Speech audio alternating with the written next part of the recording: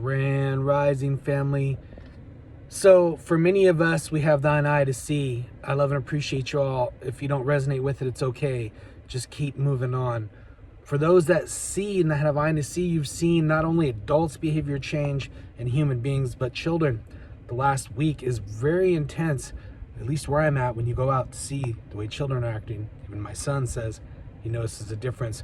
When you look out there, and we're talking externally, and we'll talk about inward after, you see lots of fires, earthquakes. Check out how many plane and helicopter crashes there has been in the last month, and especially the last couple days, due to increased solar activity. I would imagine the CME's coming in, a weakening the Earth's electromagnetosphere, weakening it as we get closer to a pole shift, not to mention all the human drama playing out.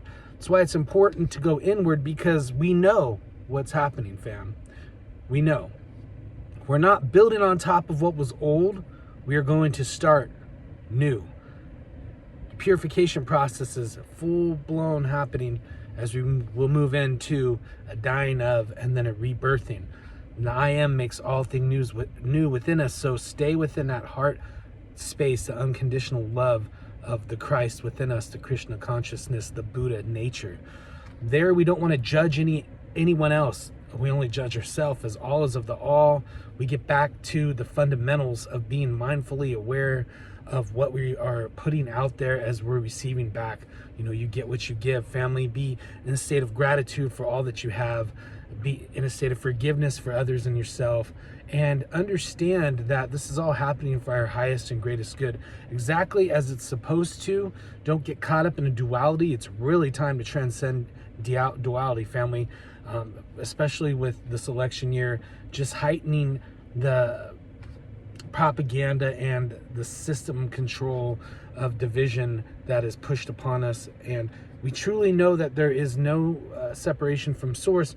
We divide ourselves from that, and we get closer to what some would say the harvest, right, or the ascension process to rapture. You be the wheat and tares, but those that so choose that to be chosen have chosen themselves, and those that so choose to be what they be will be. So what do I mean by that?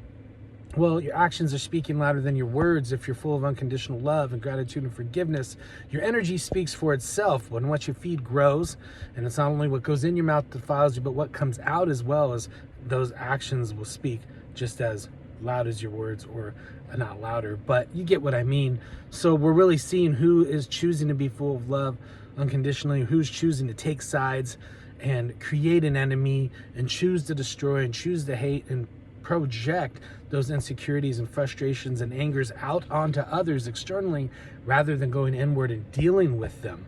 And we see this increased solar activity is just a part of it all. There's so many working parts, and everything, all is of the all, but you're seeing all of this come together and converge, great convergence, if you will. So today we have full moon energy. There's also an eclipse. Astrologically, we see all these other things coming together. As you're seeing behaviors of people increase, you're going to see a lot more chaos and all this. So you don't have to take my word for it. Go out there. It may be different for yourself, and that's okay. I'm just being a witness, and I'm observing. But no matter what I want to stress is it's all for your highest and greatest good. I cannot stress that enough. Please understand and feel that. Ultimately, we are walking each other home, and really try to let go of the dark or light. Spiritual world, we've gotten so caught up in the light workers and the chosen ones, and it's really externalized now and specialized and worn as a badge of honor, and we've all done it, but it tends to get into a Messiah ego complex and kind of moves away from it all.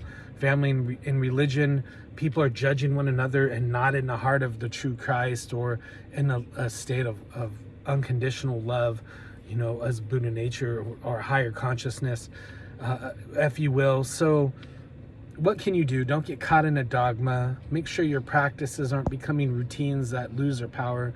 I mean, the husk of spirituality is just ritualism and a practice of something that's lost its power.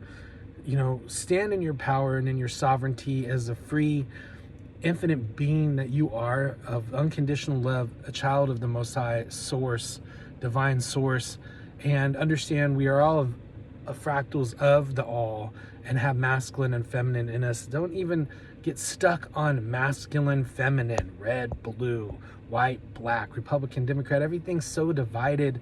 Let go and transcend that duality. You will see from a higher perspective, and especially when you're in your heart space and the heart intelligence that activates the higher mind, you'll get out of that lower mind or the monkey mind, the flesh mind. And then you will truly see with thine eye as you activate your pineal gland and you have your, Kundalini energy, your third eye energy, enlightenment, if you will, samadhi, states of samadhi, all just different constructs of divine union with the one, the all. That yoga, that's what that truly means, is communion with the source, right? So allow that to flow through you and be in divine flow.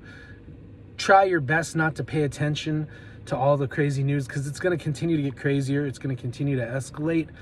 We have to understand it's all for our highest and greatest good. Many of you out there watching this are in leadership roles or moving into that as we shift into what will be new.